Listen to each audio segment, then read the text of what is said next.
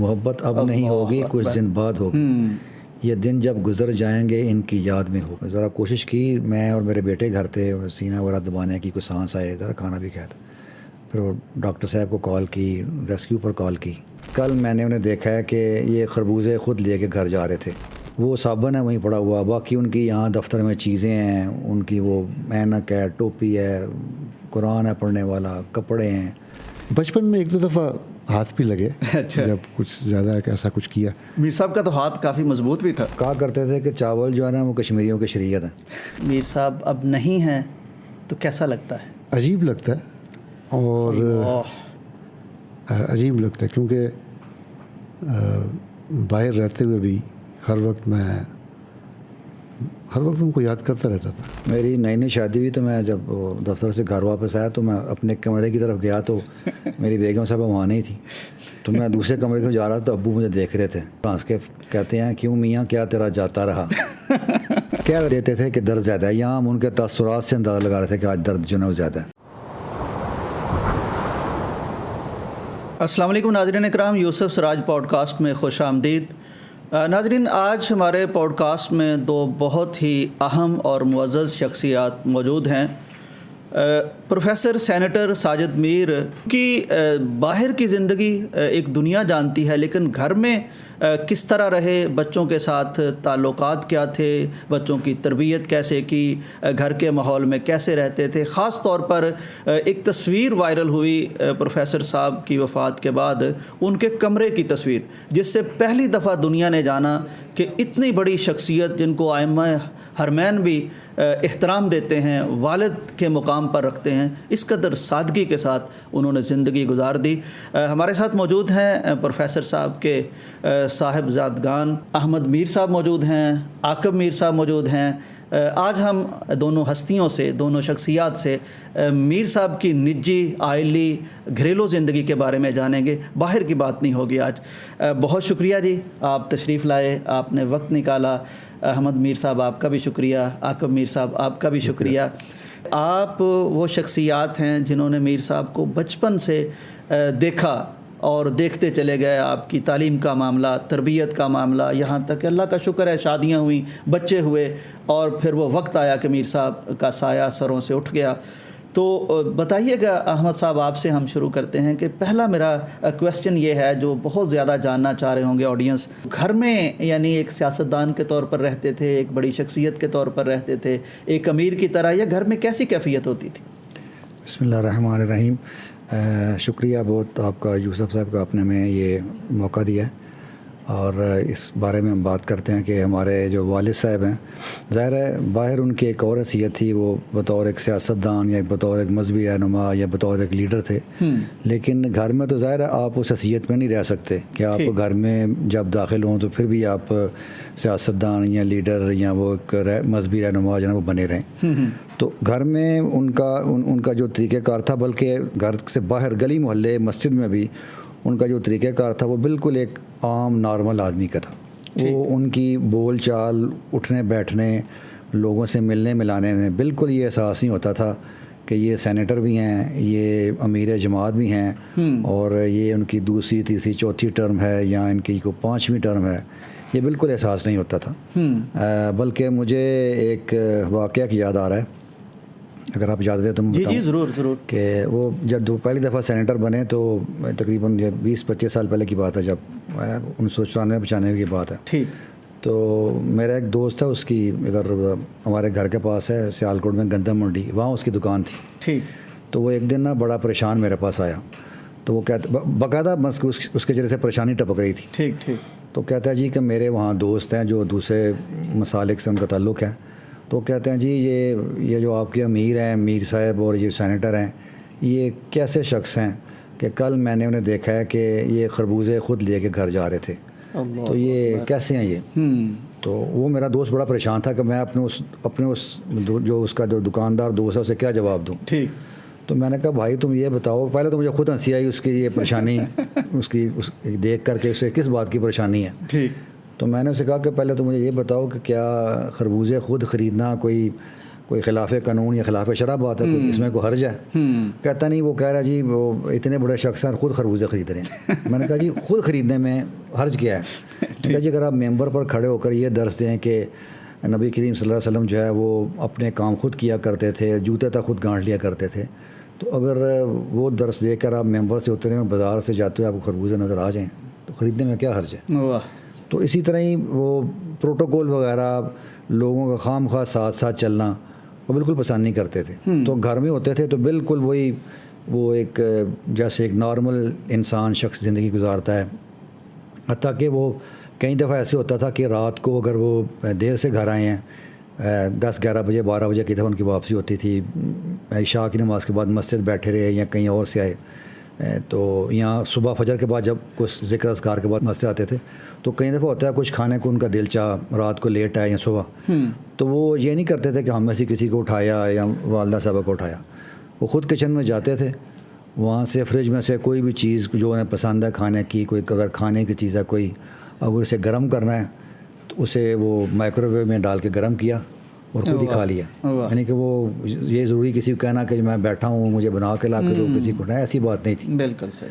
تو گھر میں بھی بالکل وہ ہمارا ان سے تعلق جو ہے ٹھیک ہے، بڑا ادب احترام تھا، تو ان سے ڈر بھی لگتا تھا کیونکہ وہ کوئی اگر اس طرح کوئی بات جو سمجھتے تھے جو خلاف ادب خلاف قاعدہ اس کی فوراً تصحیح بھی کر دیا کرتے، ابھی تک کرتے تھے وہ تو، لیکن وہ اس طرح نہیں تھا کہ وہ گھر میں بھی ہر وقت وہ سینیٹر یا امیر بنے رہے، ایسی بات بالکل نہیں تھی۔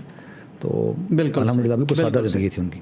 عاقب صاحب، میر صاحب کی گھریلو زندگی کے بارے میں خاص طور پر جیسے ابھی احمد صاحب نے ہمیں بتایا کہ خربوزے بھی خرید لیتے تھے، دہی بھی میرا خیال خرید لیتے تھے بازار سے، تو اور میر صاحب یعنی اس طرح کے کام جو کرتے ہیں یا بچوں کی ہیلپ کرتا ہے بندہ، تو اس حوالے سے آپ بھی کچھ ہمارے ساتھ شیئر کیجئے، کوئی آپ کی یادیں ہوں، کس طرح کی آپ نے دیکھی ہیں میر صاحب، کیا کیا کام گھر میں کر لیتے تھے؟ جی بہت شکریہ آپ کا۔ جس طرح بھائی نے بتایا ابھی، گھر میں کافی کام اپنے وہ خود کرتے رہتے تھے، اپنی الماری کو سیٹ کرنا، اس کے کپڑے اس کے سیٹ کرنے، چیزوں ارینج کرنا الماری میں، کتابوں کو ارینج کرنا، حتیٰ کہ کئی دفعہ خود بیٹھ کے اپنے جوتے خود پالش کر رہے ہوتے تھے، کسی کو کہتے نہیں تھے کہ مجھے آ کے پالش کر دو۔ عاقب صاحب، مجھے لگتا ہے کہ کچھ لوگوں کی زندگی میں نا یا طبیعت میں استغنا ہوتا ہے، وہ تھوڑا سا دوسروں پر یعنی بوجھ ڈالنا پسند نہیں کرتے۔ میر صاحب کی طبیعت شاید ایسی ہی تھی، زیادہ تر اپنے کام خود کرنا ہی پسند کرتے تھے۔ ایسی تھی، بہت سے کام والدہ کرتی تھی ان کے لیے، ہم بھی کچھ کرتے تھے، لیکن اکثر وہ جب کرنا چاہتے تھے کچھ تو خود ہی کر لیتے تھے۔ اور جہاں تک گھر میں رویے کا تعلق ہے تو اچھا رویہ تھا، ایک باپ کی حیثیت سے تھوڑا روب بھی تھا۔ مجھے لگتا ہے آپ لاڈلے زیادہ تھے، چھوٹے ہیں نا، مجھے لگ رہا ہے شاید اکثر لوگ یہ سمجھتے ہیں، کہتے ہیں کہ صحیح سمجھتے ہیں۔ ٹھیک ٹھیک ٹھیک۔ تو میں ان سے کچھ بے تکلف بھی تھا، اس کا یہ مطلب نہیں کہ مجھے ڈانٹنی پڑی یا کبھی سرزنش نہیں ہوئی، ایسی بات نہیں ہے۔ اچھا عاقب صاحب، ڈانٹ تک ہی رہتی تھی بات یا تھوڑی آگے بڑھ بھی جاتی تھی کبھی؟ بچپن میں ایک دو دفعہ ہاتھ بھی لگے، جب کچھ زیادہ ایسا کچھ کیا۔ میر صاحب کا تو ہاتھ کافی مضبوط بھی تھا۔ جی جی۔ تو لیکن میں کچھ بے تکلف زیادہ تھا اور کھل کے ان سے باتیں کہہ بھی دیتا تھا، ماشاءاللہ۔ اور وہ کئی دفعہ ہنس کے ڈال دیتے تھے، کئی دفعہ ویسے ہی چپ رہتے تھے لیکن سن لیتے تھے جو میں کہتا تھا۔ تو میرا کافی دوستانہ رویہ تھا ان کے ساتھ۔ اور مجھے بچپن کی اور جو اچھی یادیں ہیں وہ یہ کہ مجھے بچپن سے اور اب تک بھی گاڑیوں کا شوق ہے، تو بچپن میں مجھے بڑے اچھے گاڑیاں کھلونے لے کے دیا کرتے تھے وہ، انہیں پتہ ہوتا تھا اسے کیا پسند ہے، کہیں جاتے تھے تو ضرور کچھ لے کے آتے تھے۔ تو بڑی اچھی یادیں ہیں اور بہت سی باتیں ہیں۔ بالکل صحیح۔ احمد صاحب یہ بتائیے گا کہ میر صاحب کی ایک ہیبت اللہ نے رکھی تھے نرم دل، شفیق تھے، مسکراتے، یعنی میں نے لکھا بھی کہ مجھے نہیں یاد کہ خاص طور پر میں اپنی بات کر رہا ہوں کہ جب بھی میں کبھی ملا ہوں میر صاحب سے تو وہ مسکرائے نہ ہوں، یعنی میری میموری یہ ہے، اور لوگوں کی اور بھی ہو سکتی ہے۔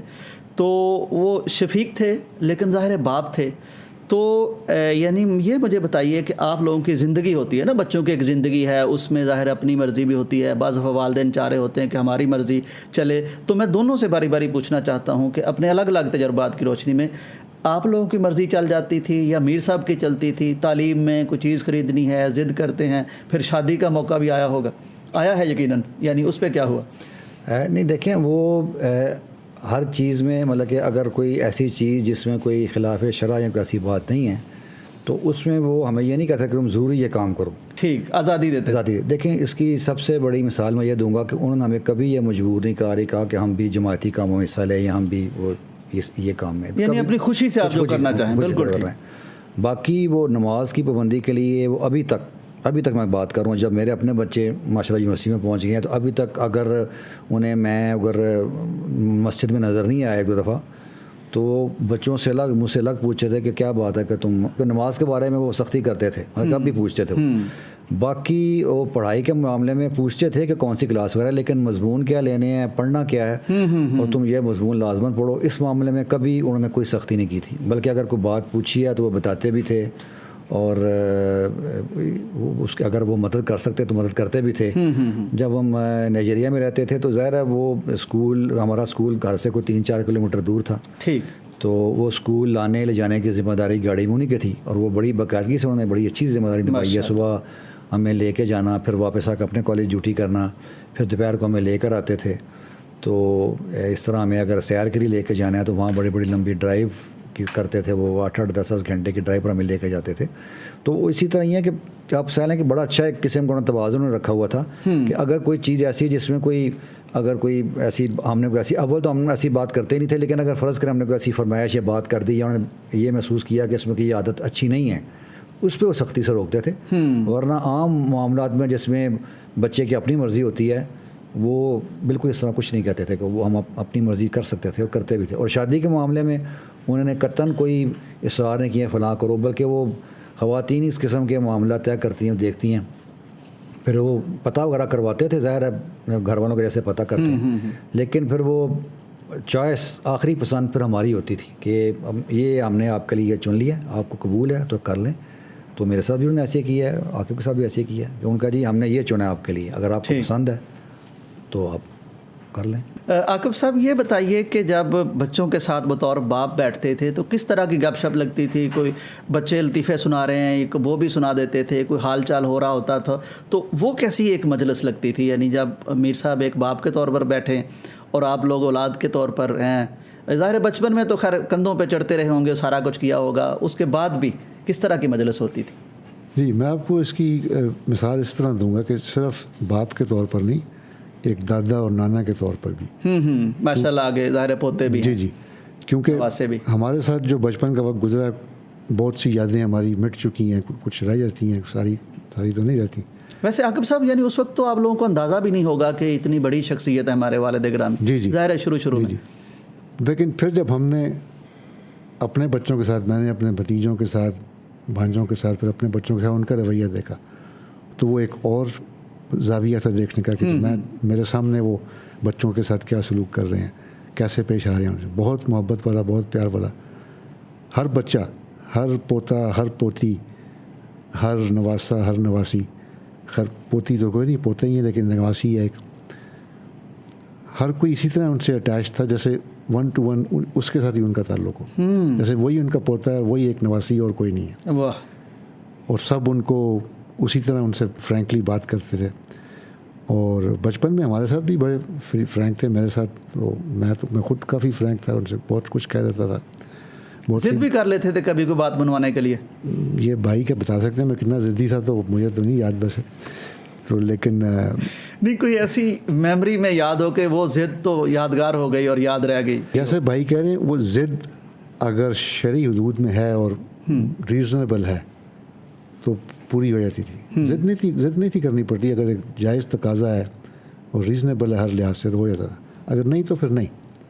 اس طرح کبھی نہیں تھا کرتے کہ کوئی بہت ہی ان ریزنیبل, بہت ہی مہنگی فرمائش یا کوئی حدود سے بڑھ کر فرمائش اس پر صاف نہ ہوتی تھی, اور کہہ رہتے تھے کہ یہ کام نہیں ہو سکتا, یہ ٹھیک نہیں ہے, انہیں کبھی نہیں ہوگا.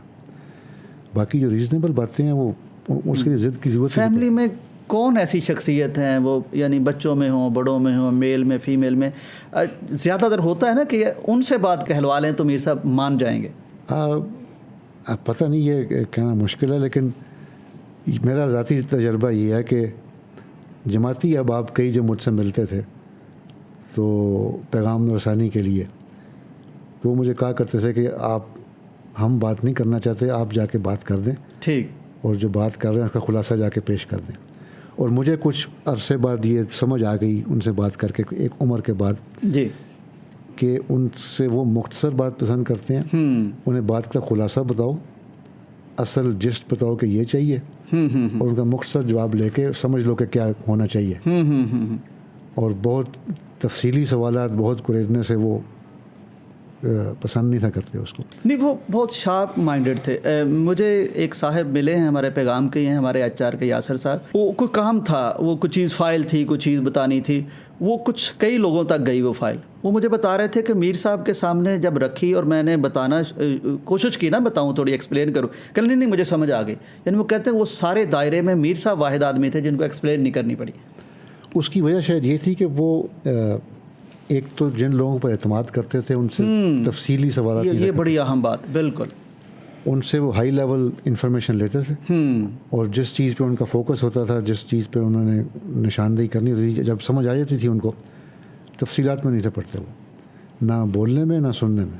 احمد صاحب, اللہ تعالیٰ آپ کو برکت دے. یعنی آپ نے آخری وقت میر صاحب کی خدمت کی ہے, میر صاحب کی خوراک, میر صاحب کی جب بیمار تھے اور ان کی سہولیات کے لیے جو بھی یعنی ممکن تھا آپ نے ظاہر کیا. وہ ایک آخری ہم بھی حاضر ہوئے تھے, اس کی بھی بات کریں گے. تو میر صاحب کی خوراک کے حوالے سے گھر میں کوئی کس طرح کا معمول ہوتا تھا, کیا زیادہ پسند کرتے تھے, آخری دن کیا کھایا تھا, ان کو اس شیڈول کے بارے میں تھوڑا سا بتائیے. اس طرح کے عام دنوں کھانے پینے میں اس طرح بالکل وہ نہیں تھی سادگی کہ وہ صرف دال روٹی کھا لیں. خوش خوراک جو مطلب جو خوراک کھانی ہے وہ اچھی کھانی ہے, بہت زیادہ نہیں اگر کھانی لیکن اچھی کھانی ہے. تو اگر گوشت ہے وہ بھی اچھا ہو, دال ہو, جو کوئی بھی سبزی ہے, کوئی پھل جو کوئی بھی ہے, اس کی کوالٹی اس کا اعلیٰ ہونا چاہیے تھا. وہ عام معیار کی چیز نہیں وہ لیتے تھے. مطلب کہ یہ نہیں ہے کہ وہ آپ سادگی میں یا پیسے بچانے کے چکر میں اگر چیز لینی یعنی کوئی معیار گھٹیا ہو جائے یا ستی ہو جائے, ایسا نہیں. ایسا ہی بات ہے, چیز لینی تو پھر اچھی لینی ہے. تو بیماری کے دوران مطلب کہ وہ ذرا انہیں وہ گوشت بھی پسند تھا, لیکن دال چاول جو ہے نا, خاص طور پہ مسر کی دال اور چاول, ٹھیک ہے, وہ بہت پسند تھا انہیں. مجھے بھی خیر بہت پسند ہے. وہ ظاہر ہے کشمیری بیک گراؤنڈ میں یہ چیز کافی میٹر کرتی ہے. وہ کہا کرتے تھے کہ چاول جو ہے نا وہ کشمیریوں کی شریعت ہے. تو مسر چاول انہیں اتنے پسند تھے کہ بعض دفعہ انہیں اگر کوئی دعوت پہ بلاتا اپنے گھر میں تو انہیں پوچھتا کہ میں کیا پکاؤں, آپ کی فرمائش آپ کی تو کہتا اگر آپ پکا سکتے ہیں تو آپ دال چاول پکائیں. تو ایسے بھی ہوا کہ انہیں کسی نے بلایا اور پوچھا کیا پکائیں, تو انہوں نے کہا جی پھر دال چاول پکاؤ. پھر صحیح. تو وہاں جا کے پھر انہوں نے ظاہر میزبان نے تو اور بھی چیزیں پکائیں, لیکن انہوں نے یہ ڈش ضرور یہ ضرور انہوں نے رکھی. تو بیماری کے دنوں میں پھر وہ ظاہر ہے وہ خوراک, پہلے تو انہیں ذرا بیماری کی وجہ سے دوائیوں کو ایسے کھانے کو دل بھی نہیں چاہتا پہلے. پھر جب طبیعت ذرا بہتر ہوئی تو پھر انہوں نے کھانا شروع کیا. پھر کھانا بہتر ہو گیا تھا ان کا, مطلب چاول کھا لیے, روٹی کھا لی. آخری دن جو ناشتہ انہوں نے کیا وہ دلیا تھا, اور انڈے بھی دیسی ابو پسند کرتے تھے, وہ لیتی انڈے بالکل نہیں کھاتے تھے. اور مرغ بھی جو ہے وہ دیسی ولیتی مرغ جو ہے وہ جسے عام طور پہ فارمی ہم کہتے ہیں, وہ تو سخت ناپسند تھا انہیں, سخت نہ سالن میں نہ چاولوں میں, اس میں سخت ناپسند تھا انہیں. تو وہ آخری دن انہوں نے دلیا کھایا اور وہ جو انڈے کھائے ہیں, تو اس کے فوراً بعد ان کی وہ طبیعت خراب ہو گئی. اور پھر وہ بس ذرا وہ کوئی آخری باتیں یاد ہیں جو جملے کہے گئے ہوں, کوئی عمل ایسا؟ نہیں دیکھیں وہ اس طرح ان کی طبیعت خراب نہیں تھی. نہیں مجھے معلوم ہے, لیکن پھر بھی میں کہتا ہوں آخری وہ نہیں کچھ ایسا موقع ملے ہی نہیں نا. میں بتا رہا ہوں کہ ناشتہ میں نے دیا ہے, لا کے رکھا ہے, تو انہوں نے کہا جی انڈا چھیل دے. میں نے چھیل دیا, اور دلیا ساتھ پا دے, وہ میں نے دلیا اس پر ڈال دیا. تو میں پھر کمرے سے باہر چلا گیا تو وہ کھانے لگ پہ. پھر میری بیگم ہے وہ چائے لے کے گئی, تو وہ چائے بھی پی انہوں نے. تو بس پھر 5 منٹ بعد, تو اچانک 10 منٹ بعد ان کی طبیعت خراب ہو گئی بہت زیادہ. تو ہم نے پھر وہ ذرا کوشش کی, میں اور میرے بیٹے گھر تھے, سینہ وغیرہ دبانے کی, کوئی سانس آئے, ذرا کھانا بھی کھایا تھا. پھر وہ ڈاکٹر صاحب کو کال کی, ریسکیو پر کال کی, ذرا انہیں آتے ہوئے 10 منٹ لگ گئے, لیکن اللہ کو یہی منظور تھا کہ اس کو, اس لیے کوئی بہت, کیونکہ جی خاص کو آخری بات یہ کوئی صبح میں کہ 11 بجے تک سب کچھ نارمل تھا. ٹھیک. تو ایسی بیماری کو تھی نہیں, مگر کمر کی بیماری سے, کمر کی تکلیف سے کوئی انسان فوت نہیں ہوتا. یعنی کوئی جان لیوا مرض نہیں ہے. بالکل ایسے ہی ہے وہ, یعنی اللہ تعالیٰ وہ معاملہ الگ ہے. بالکل سارے ٹیسٹ ان کے نارمل تھے, انفیکشن کنٹرول تھا, اس لیے وہ یہ کہنا کہ جی وہ یہ نصیحتوں تو ویسے وہ ساری عمر کرتے رہتے تھے، بلکہ ایمانداری کے حوالے سے یا ٹھیک کام سچ بولنے کے حوالے سے، نماز کے حوالے سے وہ کرتے رہتے تھے، لیکن اس طرح آخری وقت میں بالکل کوئی بات نہیں ایسے نہیں تھی. بالکل صحیح. عاقب صاحب یہ فرمائیے گا کہ میر صاحب یعنی نفیس تھے، خوش خوراک تھے، اعلیٰ ذوق رکھتے تھے. وہ شعر کا ذوق ہو، کلام کا ذوق ہو، کھانے کا ذوق ہو، لوگوں کا انتخاب، دوستوں کا، وہ بہت باذوق آدمی تھے. لیکن انہوں نے زندگی کو ایک یعنی سطح پر رکھا کہ اس سے اوپر میں نے نئی اخراجات لے کے جانے. تو آپ بچے تھے، دل تو چاہتا ہے نا بڑی ساری چیزوں کو، تو کبھی آپ اس طرح کی بات کرتے تھے تو کس طرح وہ سمجھاتے تھے؟ مثلا اولاد کہہ ہی دیتی ہے نا کہ ابا جان آپ سینیٹر بھی ہیں اور آپ کا فلاں بھی ہے، تو کوئی معیار زندگی ہمارا بہتر ہونا چاہیے، بلند ہونا چاہیے. کبھی ہوئی ایسی بات؟ پھر کیا جواب ہے؟ اس طرح کی ایسی بات تو کبھی میں نے نہیں سیکھی کہ آپ سینیٹر ہیں یا ٹھیک ہے فلاں ہیں. تو ٹھیک ہے، کیونکہ الحمدللہ لائف سٹائل اچھا تھا، پہلے بھی اچھا تھا، اللہ کے فضل سے کوئی کمی نہیں تھی، اللہ کا شکر. اور کچھ میری نظر میں وہ میں کبھی کہتا تھا کہ جی تھوڑا پروٹوکول رکھ لیا کریں. وہ سادگی پسند تھے. کچھ پروٹوکول ہونا چاہیے جب آپ کہیں ملنے جائیں کسی کو، خاص طور پہ سرکاری دفتروں میں سرکاری افسران سے، تو پروٹوکول رکھا کریں. وہ بس سن لیتے تھے اور کہتے تھے نہیں اس کی ضرورت نہیں ہے، ٹھیک میں ایسے ہی ٹھیک ہوں. تو اس کے علاوہ کوئی ایسی بات تو نہیں تھی کہ میں نے کہا ہو، کوئی ایسی ضد کی ہو یا کچھ کہا ہو جو وہ نہیں. اپنے وسائل میں جو چیز ہمیں اللہ کا شکر ہے ہماری بہت اچھی زندگی ہے الحمدللہ.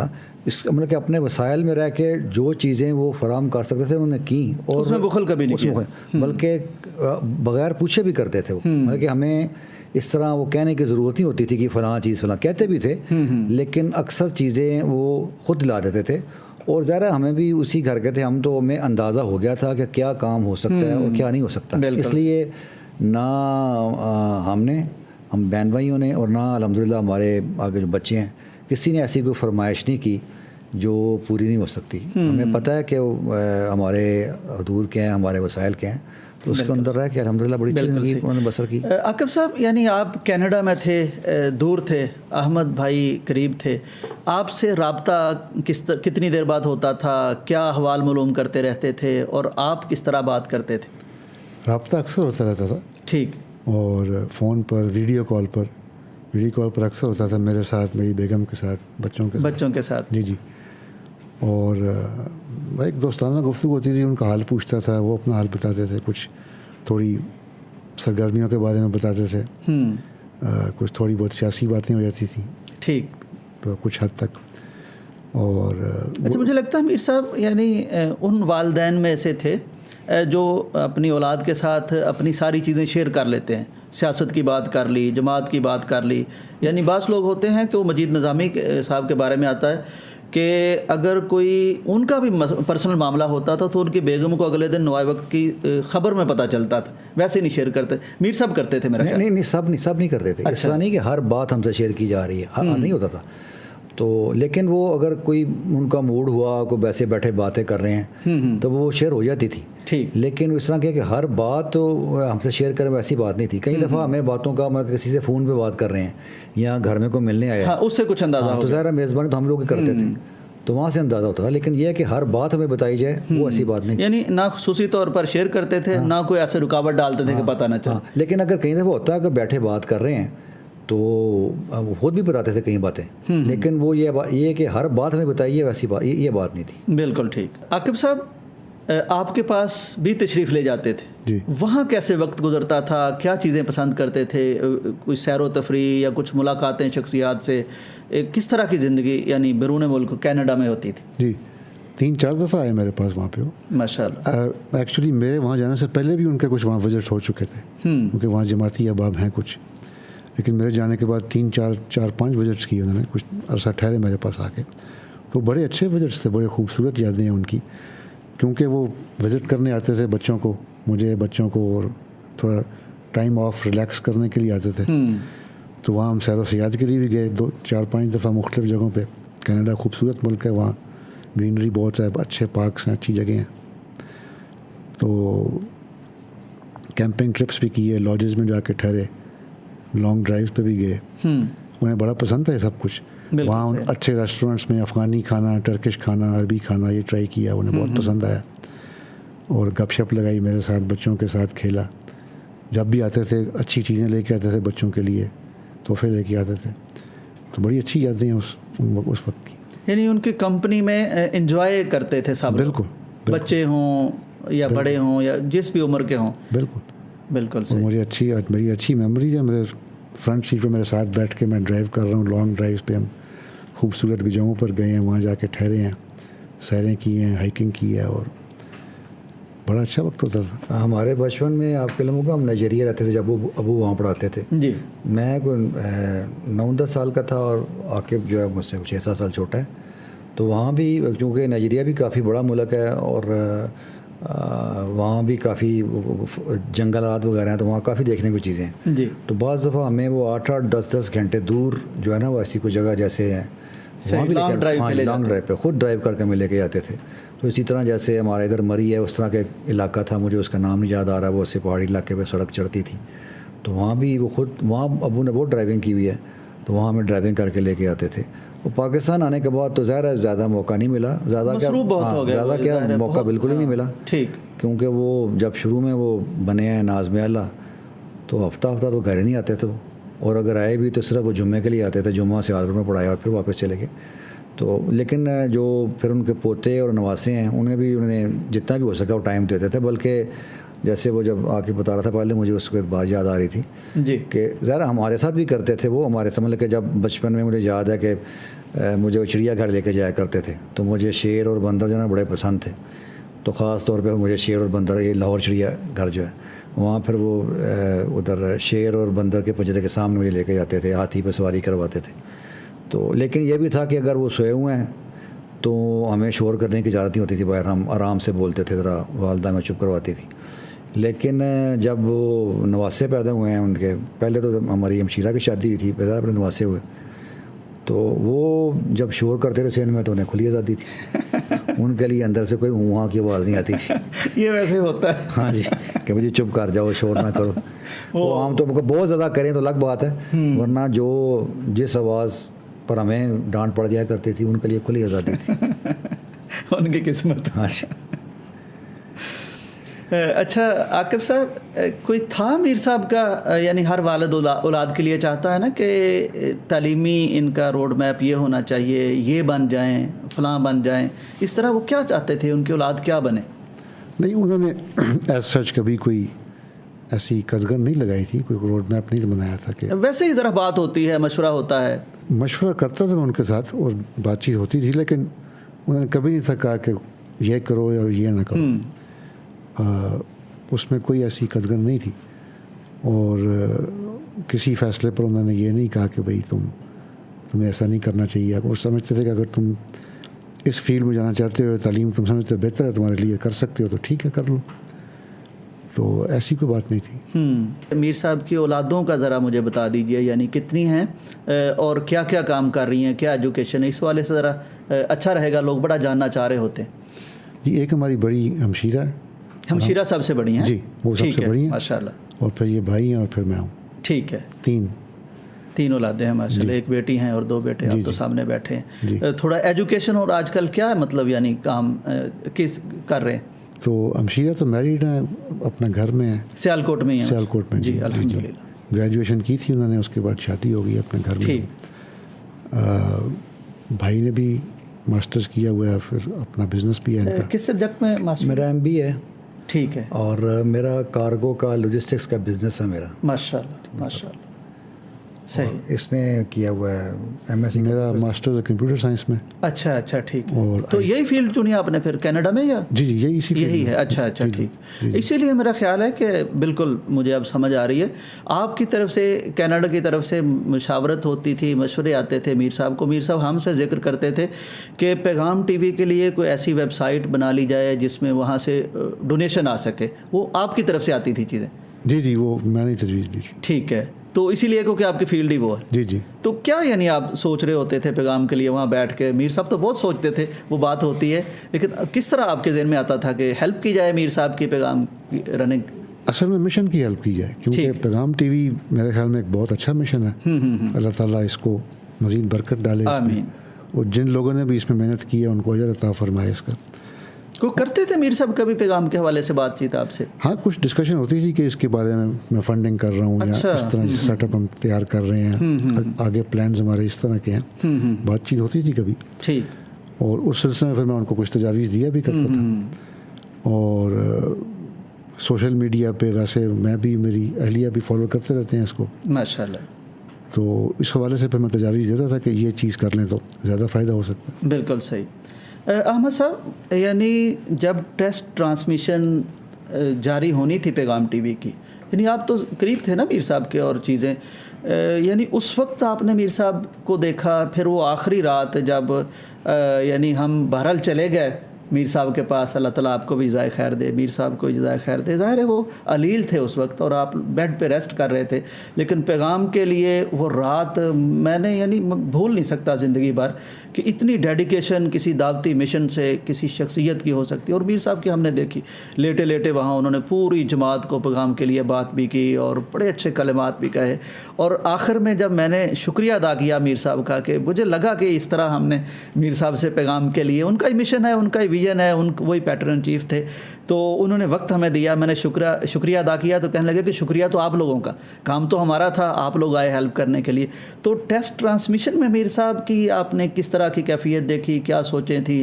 پھر آخری رات وہ ڈیڈیکیشن جو پیغام ٹی وی کے ساتھ تھی، وہ میں ذرا چاہتا ہوں آپ ہمیں بتائیں. ہاں جی بالکل. ظاہر ہے یہ جب جن دنوں پیغام ٹی وی قائم بنایا جا رہا تھا جی، تو ہمیں احساس تھا کہ وہ ایک بہت بڑا پروجیکٹ ہو رہا ہے، اس پہ کام ہو رہا ہے، تو وہ کافی اس میں مصروف رہتے تھے. باتوں سے اندازہ ہوتا تھا، فون پہ کسی سے بات ہو رہی ہے، میٹنگز ہو رہی ہیں. جی. تو مجھے ایک واقعہ یاد ہے، چھوٹا سا ایک مشورہ میں نے بھی دیا تھا. وہ ٹیکنیکل مشورہ ویسے ہی پتہ نہیں ذہن میں میرے کیسے آ گیا، وہ غالباً اس پہ شاید عمل بھی ہوا.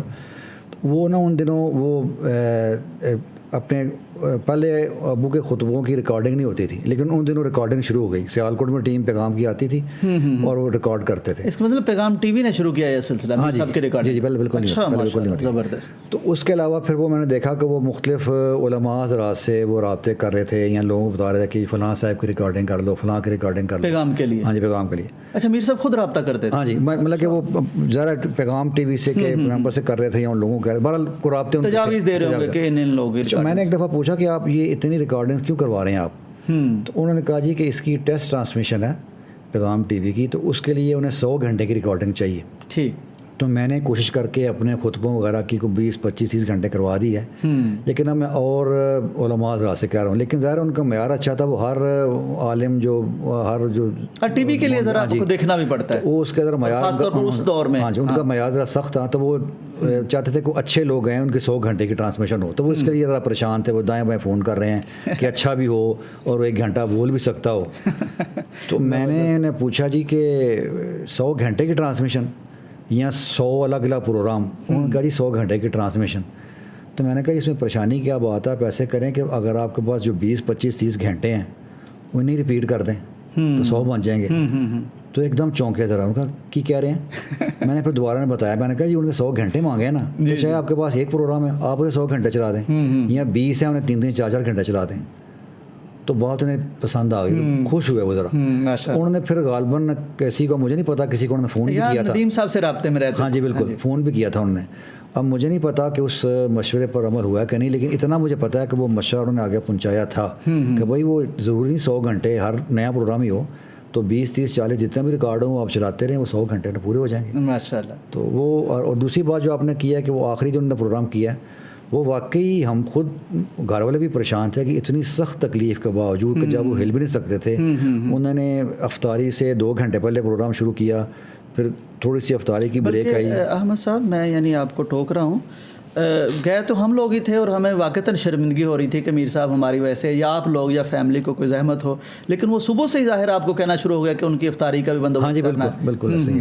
تو وہ صرف افطاری کی بریک آئی، اس کے بعد پھر وہ رات کو آپ کو، جیسے آپ کے علم میں آپ بھی وہاں تھے، رات کو 11 بجے تک پروگرام چلتا رہا. تو ہمیں خود بھی حیرت تھی کہ اتنی شدید تکلیف کے باوجود وہ وہاں مطلب کہ لیٹ کے انہوں نے پروگرام کیا، کیسے کیا. تو صرف ان کے ذہن میں یہ تھا کہ وہ رمضان میں چونکہ اس کے لیے فنڈ ریزنگ ہوتی ہے تو جتنی بھی ہونی ہے ہو جائے، لیکن اپنی تکلیف کی پرواہ کیے بغیر انہوں نے اس مشن کے لیے ذرا درد بھی نہیں ہوتی تھی، تو انہوں نے برداشت کی اور اسے پھر وہ لیکن وہ اپنے کام سے پیچھے نہیں ہٹے وہ. اللہ اکبر. اور احمد صاحب آخر میں کارٹون بھی دیکھے انہوں نے, یعنی اس کو بھی ہاں جی یاد ہے نا آپ کو؟ ہاں جی بالکل بالکل. یعنی تو وہ پھر وہ میرا کافی دیر دیکھتے رہے, ہاں جی خوش ہوتے رہے ماشاء بالکل. وہ میرا جو بھانجا ہے اس کے مطلب کہ ماشاء اللہ ان کے نواسے کے بھی اولاد وہ بھی صاحب اولاد ہیں جو ان کے نواسی ہیں. تو وہ جو نواسے کے جو بیٹے ہیں بیٹے بیٹی وہ بھی بڑے لاڈلے ہیں ان کے, بہت لاڈلے ہیں ان کے. تو وہ جب بڑے شوق سے بتاتے تھے کہ ہم نے اس کے پیغام ٹی وی کارٹون دیکھے ہیں, اچھا تو بہت خوش ہوتے تھے وہ ماشاء اللہ کہ وہ اس طرح ہیں. تو وہ مجھے جب آپ بات کر رہے تھے کہ لوگوں کو ان کے جانے کے بعد احساس ہوا ہے, تو واقعی وہ ان کے جانے کے بعد احساس ہوا ہے. میں نے خود بھی جب اتنا بڑا نیٹ ورک دیکھا ہے پیغام کا تو خود احساس ہوتا ہے.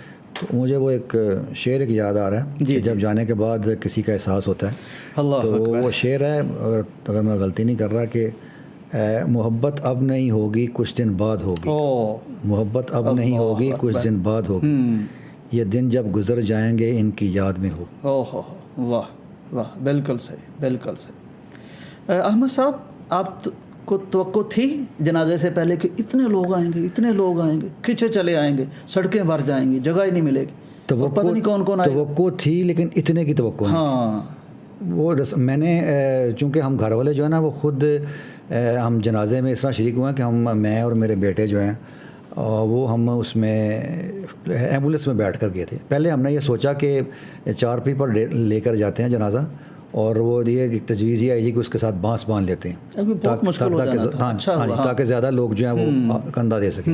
لیکن پھر یہ سوچا کہ وہ اتنا رش ہوگا, میں اندازہ تھا کہ رش کا, تو اگر ہم نے سوچا کہ اگر یہ بانس باندھنے والا کام کر لیا تو وہ دھکم پل ہوگی, ہر بندہ کوشش کرے گا کندھا دینے کی. تو ان ایسے موقع پر بعض دفعہ میت والی چار پہ گر بھی پڑتی ہے. وہ شاید ایک دفعہ میں نے پڑھا سنا بھی ہے, کوئی رش سارا تھا چار پہ گر پڑی. ہاں جی بالکل, مخلوق تو پھر ہاں جی محبت میں تو پھر ہم نے کیونکہ جنازے کی جگہ الگ تھی اور دفن ہم نے انہیں اسی عیدگاہ میں کیا ہے جس کے لیے وہ ساری عمر انہوں نے کام کیا. جو ہمارے بڑوں نے, مولانا ابراہیم میر صاحب نے وہ جگہ وقف کی, وہاں ڈسپینسری ہے, مسجد ہے, تو دفن کے لیے ہم نے وہ جگہ اسی جگہ کا انتخاب کیا. تو ہم نے پھر یہی فیصلہ کیا کہ گھر سے جنازہ گاہ وہ ایک کالج کی گراؤنڈ ہے, وہاں تک بھی ایمبولینس میں جائیں گے اور ایمبولینس میں ہی ڈال کے انہیں واپس وہ تدفین کی جگہ پر لے کے جائیں گے. تو میں تو اس کے اندر تھا, تو دیکھ کے اندازہ ہو رہا تھا کہ بہت رش ہے. پھر میں اسی کے اندر ایمبولینس کے اندر بیٹھ کے میں وہ تدفین والی جگہ پر چلا گیا. تو مجھے صحیح اندازہ ہوا ہے اگلے دن وہ جنازے کی ویڈیوز اور تصویریں دیکھ کے جو لوگوں نے بتایا اور اب تک مجھے بتا رہے ہیں. مجھے ایک نہیں, مجھے کئی میرے دوستوں ملنے والوں نے بتایا ہے کہ انہوں نے جنازہ جو ہے نا وہ کالج کی گراؤنڈ کے باہر کھڑے ہو کے, اور نہ صرف باہر بلکہ دور کھڑے تھے. ہم باہر نکلے تو ایک کال بندہ کر رہا تھا, کہتا میں نے آگے سے پوچھا کئی کلومیٹر تک, یعنی 1-2 کلومیٹر کی وہ بات کر رہا تھا کہ وہاں تک لوگ اسی طرح. ہاں جی بالکل اسی طرح ہی ہے. مجھے ایک نہیں کئی لوگوں نے بتایا, انہوں نے کہا جی کہ ہم نے جنازہ نہ صرف باہر پڑھا بلکہ ہم نے باہر دور کھڑے ہو کے پڑھا جنازہ. احمد صاحب یعنی یہ ویژن تھا, سوچ تھی پیغام ٹی وی میر صاحب کی. الحمدللہ آج وہ دن ہے کہ آپ اس کے وائس چیئرمین بن گئے ہیں پیغام ٹی وی کے. کیونکہ میں سمجھتا ہوں یہ بہت شاندار فیصلہ ہوا. آپ نے ٹیسٹ ٹرانسمیشن میں میر صاحب کو پیغام کے لیے کوشش کرتے دیکھا, بلکہ اتنی کوشش کرتے کہ آپ نے تھوڑا سا ریلیف دینے کے لیے مشورہ بھی دیا. پھر آپ نے آخری رات میں میر صاحب کو اس مشن کے لیے دیکھا کہ انہوں نے ساری تکلیف بھلا دی. اور وہ جو ان کا, میں ہنس رہا تھا میر صاحب کے ساتھ, میں نے کہا میر صاحب جب ہم آ رہے تھے تو میں سوچ رہا تھا کہ آپ کے حرم میں داخلے کی ہمیں اجازت بھی ملے گی کہ نہیں. تو وہ اپنے مخصوص انداز میں کہنے لگے دے تو دی, اب اور کیا چاہیے. تو یعنی اب آپ انشاءاللہ میر صاحب کے ویژن کے مطابق, آپ کو میرے خیال ہم سب سے زیادہ آپ کو پتہ ہے کہ ان کی تڑپ کیا تھی اس مشن کے لیے اور اس کام کے لیے. تو اب مبارک ہو آپ کو جی, انشاءاللہ آپ نے اس کو لے کے چلنا ہے آگے. جی بہت شکریہ کہ مجھے انہوں نے یہ ذمہ داری دی ہے.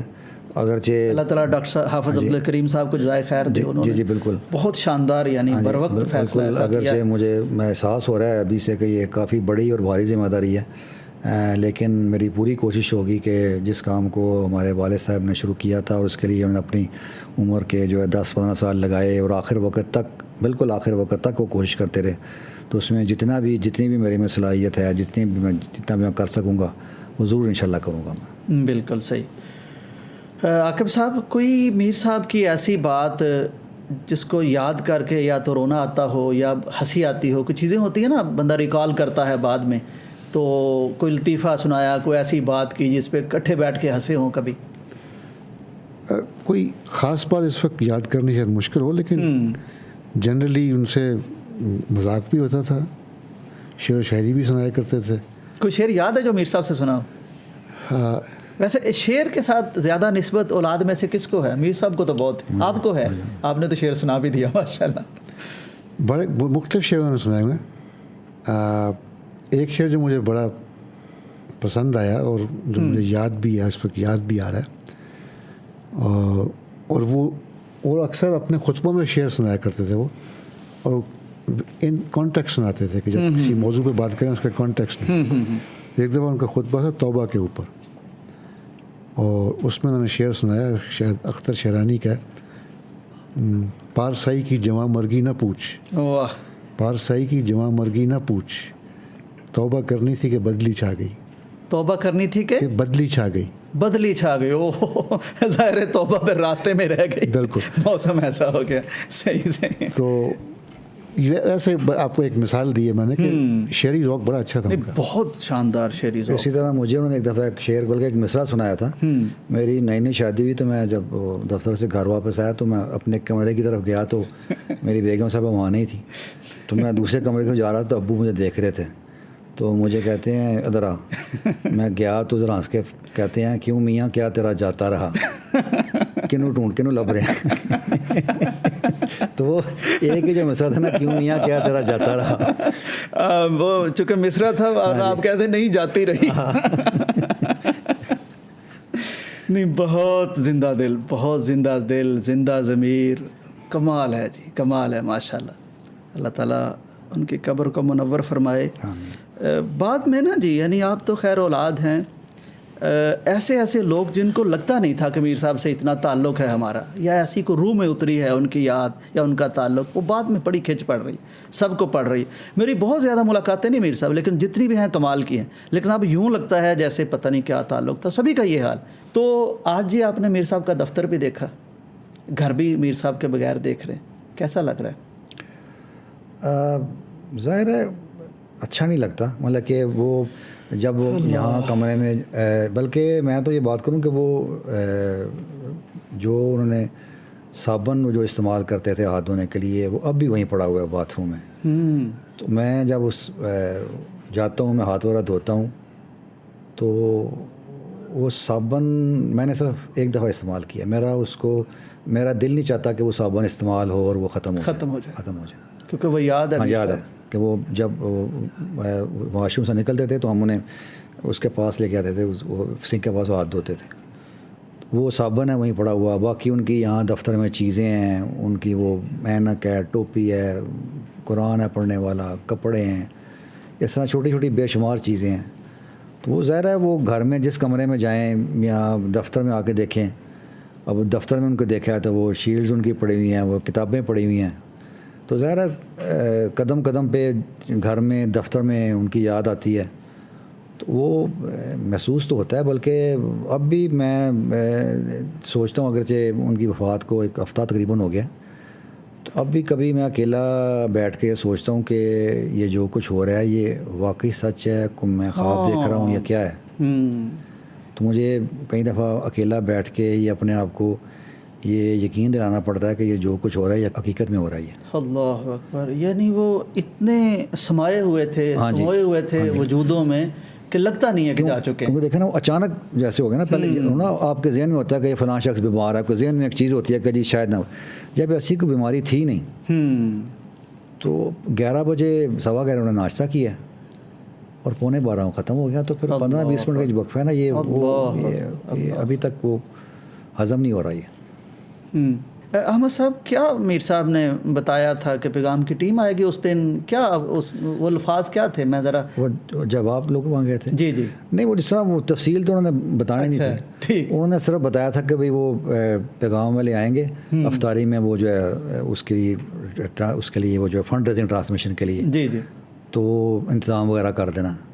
تو ذرا ہمیں پتہ ہی ہے کیا کرنا ہے. تو پھر بس میں نے یہی پوچھا کہ وہ سب کچھ انتظام اسی کمرے میں کرنا ہے یا آپ کے بیڈ روم میں کرنا ہے یا ڈرائنگ روم میں لے جائیں انہیں.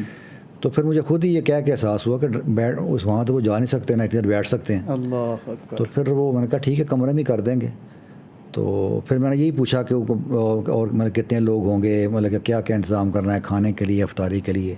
تو انہوں نے بتایا کہ اتنے لوگ ہوں گے. تو واقعی پھر جب آپ لوگ آئے تو پھر آپ لوگوں کے ساتھ مل کے وہی کمرے کی سیٹنگ وغیرہ کی. تو بس ایک دو لائنوں میں نے بتا دیا تو ہم خود ہی سمجھ گئے کیا کرنا ہے اور کیا نہیں کرنا. بالکل صحیح. اور میں اندازہ تو تھا اس مشن کے ساتھ ان کی جو ہے وابستگی. بالکل بالکل کتنا ایسے پسند کرتے تھے. عاقب صاحب, آپ کے جذبات بھی تھوڑے سے ہم جان لیں. میر صاحب اب نہیں ہیں تو کیسا لگتا ہے؟ عجیب لگتا ہے اور عجیب لگتا ہے کیونکہ باہر رہتے ہوئے بھی ہر وقت ان کو یاد کرتا رہتا تھا. اور اکثر چلتے پھرتے بھی اپنی مصروفیات میں بھی ان کو یاد کرتا رہتا تھا. اچھا, ذہن میں رہتے تھے؟ ہاں رہتے تھے. اور جب کبھی میں کال کرتا تھا, ویڈیو کال یا آڈیو کال, تو ہر وقت امید ہوتی تھی کہ اب اٹھائیں گے, بات ہوگی, آواز سنوں گا, دیکھوں گا. اللہ. تو اس کی خوشی ہوتی تھی, وہ بھی خوش ہوتے تھے, میں بھی خوش ہوتا تھا. میری اہلیہ سے بات کرتے تھے, بچوں سے بات کرتے تھے, ہنسی مذاق ہوتا تھا. تو عجیب سا لگتا کہ اب ایسا نہیں ہوگا. اور کچھ یہ افسوس بھی ہے کہ آخری ایام میں نہیں گزار سکا ان کے ساتھ جس طرح بھائی کے گزرے. میرا خیال تھا کہ میں انہیں ملنے آؤں بیماری کے دوران, لیکن خبر ملی کہ آپریشن ہوا ہے, بہتری ہو رہی ہے. پھر میری ان سے بات بھی ہوئی. انہوں نے مجھے خود کہا کہ ابھی میں بہتر ہو رہا ہوں, میں ٹھیک ہوں, تم ابھی اتنی جلدی نہ کرو آنے کی, کچھ عرصہ ٹھہر کے آؤ اور اپنے بچوں اور بیگم کے ساتھ آنا, ہم سب ملیں گے. پھر میں سب کو ملنا چاہتا ہوں. تو میں نے کہا ٹھیک ہے جیسے آپ کہتے ہیں. لیکن چند دن بعد یکدم خبر آ گئی. تو وہ اس بات کا بھی افسوس ہے ایک, اور یہ بھی احساس کہ اب جب جاؤں گا تو پھر اب کال کروں گا تو ان سے بات نہیں ہوا کرے گی. لیکن اللہ تعالیٰ نے ان کو ایک بہتر جگہ پر لے گیا ہے. اللہ تعالیٰ ان کے درجات بلند کرے, ان کو اجر عطا فرمائے اور ہمیں ہمارے لیے آسانی فرمائے. آمین. بس ایک آخری کویسچن ہے جی, جو میر صاحب کی شخصیت کو میں بہت غور سے جب دیکھتا ہوں تو میرے ذہن میں سوال آ رہا ہے, کبھی میر صاحب کو پریشان دیکھا کسی بات پر؟ عام طور پر بہت مطمئن اور بہت ایک ایمان کے ہائی لیول پہ وہ ہمیں تو دکھائی دیتے. کبھی کسی بات پہ پریشان بھی دیکھا؟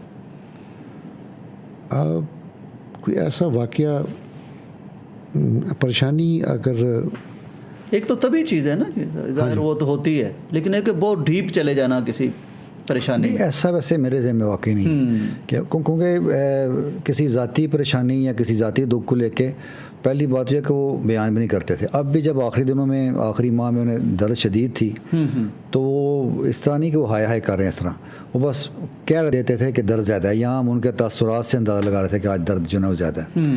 تو اس طرح باقی اگر کوئی کوئی پریشانی ہوتی بھی تھی تو وہ اس طرح ہمیں وہ بتا کے ہم بھی پریشان نہیں کرتے تھے. تو اس طرح نہیں میں نے کبھی دیکھا ہوگا انہیں کہ وہ مطلب کہ وہ سخت مواقع بھی آئے ہیں, جیسے حکومتوں کی مخالفت میں, جیسے مشرف گورنمنٹ تھی یا کوئی اور تھا, انہوں نے اس طرح کے بیان دیے ہیں یا وہ تو, لیکن وہ پریشان اس طرح نہیں ہمیں دیکھا کہ وہ اس پریشانی کی وجہ سے وہ انہوں نے ہمیں بھی شریک کیا ہو یا ہمیں بھی پریشان کیا ہو. جماعتی زندگی میں بڑے سخت مواقع آئے ہیں, بلکہ کئی دفعہ تو وہ ہمیں لوگوں سے پتہ چلتا تھا کہ وہ کس مشکل سے وہاں گزر کے یا فلاں جگہ کو ایسا واقعہ ہوا ہے, تو وہ گھر میں آ کے بھی انہوں نے موڈ ہوا تو بتا دیا, نارمل سے انداز میں, ورنہ نہ بتایا تو ہمیں پتہ نہ چلا یا کسی نے باہر سے بتا دیا. بلکہ ایک دفعہ مجھے کسی نے بتایا, پرانی بات ہے, ایک جلسے میں کافی کوئی پتہ نہیں کیا وجہ تھی, جو مخالفین نے کافی کو بدتمیزی بھی کی, کو ہاتھ پر, اللہ اکبر, لیکن میں نے خود کبھی ذکر نہیں کیا تھا. تو اب بھی جب جو مخالفین اب جو کچھ کہتے پھرتے ہیں کچھ عرصے سے کچھ, وہ کبھی کبھار ذکر کرتے تھے, لیکن ایسے نہیں کہ جیسے بندہ پریشان ہے, بس وہ نارمل سے انداز ایک واقعہ ہے ذکر کر دیا, بالکل ٹھیک. اول تو کرتے ہی نہیں تھے اور کیا بھی تو نارمل سے انداز میں, کیا سی وہ ٹینشن والی کوئی بات نہیں. ہاں یہ تھی ان کی طبیعت بڑی خاص بات, ٹینشن نہیں لیتے تھے, مطمئن رہتے تھے. اللہ اکبر. قرآن میں جی اگر آپ اجازت دیں, ٹینشن سے میں آپ کو ایک تھوڑا سا واقعہ سناؤں. جی ضرور. اس سے آپ کو جھلک ملے گی کہ میں وہ سکھاتے کس طرح تھے اور میں نے کیا کیا سیکھا ہوں. واہ. تو ایک دفعہ بہت پہلے کی بات ہے, میں بیٹھ کے ان سے بات کر رہا تھا, تو میں نے کہا جی فلاں کوئی شخص ہے, کوئی عزیز یا کوئی شخص جس کے بارے میں بات کر رہا تھا, کہ اس نے یہ اس طرح کی کوئی بات کی ہے, اس نے اچھی بات نہیں کی, بری بات کی ہے, میرا خیال میں اچھا شخص نہیں ہے. تو آرام سے سنتے رہے اور کہنے لگا کہ انسان صفات کا مجموعہ ہوتا ہے. اچھا. اس میں اچھی صفات بھی ہوتی ہیں, بری بھی ہوتی ہیں. واہ. اچھی کو دیکھو, بری کو درگزر کر دیا کرو, اتنے پریشان نہ ہوا کرو. اب ویسے یہ تھا میر صاحب کا مزاج بالکل. یعنی کسی شخص میں کوئی ہے بھی نا, وہ اچھائی کو دیکھتے تھے, اس سے کام لے لیتے تھے, بجائے اس کے کہ چھوٹی سی چیز کی وجہ سے شخصیت کو ریجیکٹ کر دیں یا مسترد کر دیں. ایسا نہیں تھا. بالکل صحیح. وہ کہا کرتے تھے کہ جو لوگوں میں ڈفرینٹ شیڈز ہوتے ہیں, تو کسی ایک شیڈ کو دیکھ کے نا پوری پرسنالٹی نہیں جج کی جا سکتی. اس طرح کی بہت سی باتیں سکھایا کرتے تھے گفتگو میں. بس میں قرآن مجید کے ساتھ جو تعلق تھا اس والے سے, گھر کے اندر کب پڑھتے تھے, کتنا پڑھتے تھے؟ کثرت سے پڑھتے تھے, کثرت کے ساتھ. ٹھیک. یعنی معمول کیا تھا؟ فجر کے بعد اٹھے تو پڑھا؟ کوئی میرے خیال میں کوئی خاص وقت نہیں تھا. زیادہ تر میں نے ان کو رات کو پڑھتے ہوئے دیکھا. اچھا. عشاء کے بعد. ٹھیک. لیٹ نائٹ پڑھتے رہتے تھے. اور حتیٰ کہ کینیڈا بھی جب میرے پاس آئے تو ان کا معمول تھا, سیر بھی کیا, سارا دن گھومے پھرے بھی ہیں, دعوتوں پہ بھی گئے ہیں, ریسٹورینٹس بھی گئے ہیں, لیکن رات کو لیٹ کے قرآن پڑھے پھر سوئے. اس سے متعلق میں آپ کو ایک خوبصورت واقعہ سناتا ہوں جی, جو کہ مجھے آج کل بہت یاد آ رہا ہے. بڑا خوبصورت واقعہ, اور کچھ یاد کر کے ایک خوشی بھی ہوتی ہے اس کو, الحمدللہ, کیونکہ اٹس اے بیوٹیفل میموری. جیسے میں نے آپ کو بتایا کہ کینیڈا میں ان کو میں ایک سیر و سیاحت کے مقام پہ لے کے گیا 2-3 راتوں کے لیے. ٹورانٹو سے کوئی 8-9 گھنٹے کی ڈرائیو, بہت دور, ایک خوبصورت جنگل, وہاں لاجز تھے, لاج ایک بک کیا ہوا تھا, وہاں ٹھہرے, تو سیر وغیرہ کی, ہائکنگ کی, خوبصورت لیکس, خوبصورت جنگل, اچھی جگہ. تو ایک دن ہم چلتے پھرتے رہے, انہیں چلنے پھرنے کا شوق تھا بہت, ساتھ چلتے تھے میرے ساتھ, بچوں کے ساتھ, اہلیہ کے ساتھ. تو اگلے دن کہنے لگے کہ میں ذرا تھوڑا ریسٹ کروں گا, تو آپ لوگ آج سیر کریں, میں لاج میں بیٹھ کے ریسٹ کروں گا. میں نے کہا ٹھیک ہے. تو میں, بچے اور اہلیہ کچھ دیر سیر کر کے دوپہر تک ہی واپس آ گئے لاج میں. تو جب میں آیا تو بڑا خوبصورت منظر تھا. لاج کے باہر اچھا وسیع میدان تھا, سرسبز, ماشاء اللہ, کرسیاں لگی ہوئی تھیں, ارد گرد درخت تھے, سناٹا تھا, خاموشی تھی, پرندے چہچہا رہے تھے, وہ بیٹھ کے قرآن پڑھ رہے تھے وہاں پہ اس جنگل میں. دھوپ میں بڑے آرام سے بیٹھ کے قرآن پڑھ رہے تھے, اونچی اونچی. بہت خوبصورت منظر تھا, آج تک مجھے یاد. ظاہر ہے وہ تو بالکل میموری, مطلب تصویر کھنچ گئی نا. بالکل جیسے آپ بیان کر رہے ہیں, منظر کشی آپ بالکل الفاظ میں وہ بتا رہے ہیں کہ پرندے چہچہا رہے تھے, گرینری تھی, کرسیاں لگی ہوئی تھیں, اور اتنے بیوٹیفل یعنی فوٹوگراف میں میر صاحب بیٹھے قرآن پڑھ رہے ہیں. بالکل, انشاءاللہ وہ جنت میں ایسے ہی بیٹھے پڑھ رہے ہوں انشاءاللہ. قرآن جو ہے نا ویسے بھی پڑھتے رہتے تھے, لیکن رمضان سے 2-3 ماہ پہلے جب انہیں تراویح پڑھانی ہوتی تھی تو خصوصی اس کے مطلب کہ پڑھنا ان کا زیادہ ہوتا تھا. مطلب کہ رمضان اگر جیسے آج کل مارچ میں آیا ہے تو وہ دسمبر جنوری سے وہ اس کی درائی زیادہ کرتے اور زیادہ کرتے تھے. مطلب وہ باقاعدگی ہوتی تھی اس میں. پھر وہ پڑھتے واقعی وہ رات کو تھے, ساری مصروفیات سے فارغ ہو کے. ہاں بالکل, دن میں مصروفیات بھی تو ہوتی تھی, تو وہ پڑھتے رات کو ہی تھے, لیکن وہ رمضان سے پہلے وہ کافی ہو جاتا تھا. بالکل صحیح. عاقب صاحب بہت شکریہ. یقیناً یہ ایسا غم ہے کہ یہ مطلب ایسی شخصیت ہیں کہ صرف ایک فیملی کو غم نہیں دے کے گئے, ہر فیملی کو غم دے کے گئے. یعنی میر صاحب کے پسماندگان آپ کہہ لیجئے, غمزدگان کہہ لیجئے, وہ پوری دنیا میں پھیلے ہوئے ہیں. کچھ سمجھ نہیں آتی بندہ کس سے تعزیت کرے.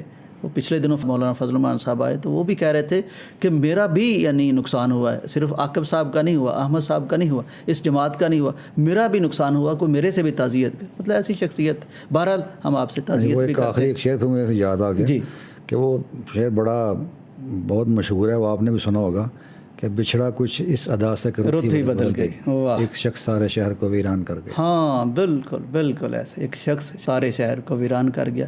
بہت شکریہ جی, آپ لوگوں نے وقت دیا. اللہ تعالیٰ یعنی ہم سب کی دعا ہے کہ میر صاحب کے اللہ تعالیٰ قبر منور فرمائے, جنت میں ان کے درجات بلند فرمائے, ان کا جو مشن ہے وہ ان کے لیے صدقہ جاریہ بن جائے. ماشاءاللہ آپ بھی مشن میں شامل ہیں, آپ بھی شامل ہیں, اللہ تعالیٰ جزائے خیر دے. بہت شکریہ جی. شکریہ. ناظرین, باتیں بہت ہیں, کتاب لکھی جا سکتی ہے, ڈاکومنٹریز بنائی جا سکتی ہیں, ایک ایک پہلو پہ کتاب لکھی جا سکتی ہے, ایک ایک پہلو پہ ڈاکومنٹری بنائی جا سکتی ہے. لیکن بہرحال یہ کچھ گھر کی باتیں تھیں, اولاد کے ساتھ جو وقت بیتے, اور کیا خوبصورت, یعنی جیسے ایک گلدستہ ہمارے سامنے آیا ہو, خوشبو سی اور معطر سی اور منور سی فضا محسوس ہوتی ہے. تو اللہ کرے کہ ہم بھی ایسی شخصیت بن سکیں تاکہ ہمارے جانے کے بعد بھی لوگ ہمیں اچھے لفظوں میں یاد کریں. تو اجازت دیجیے. اللہ حافظ.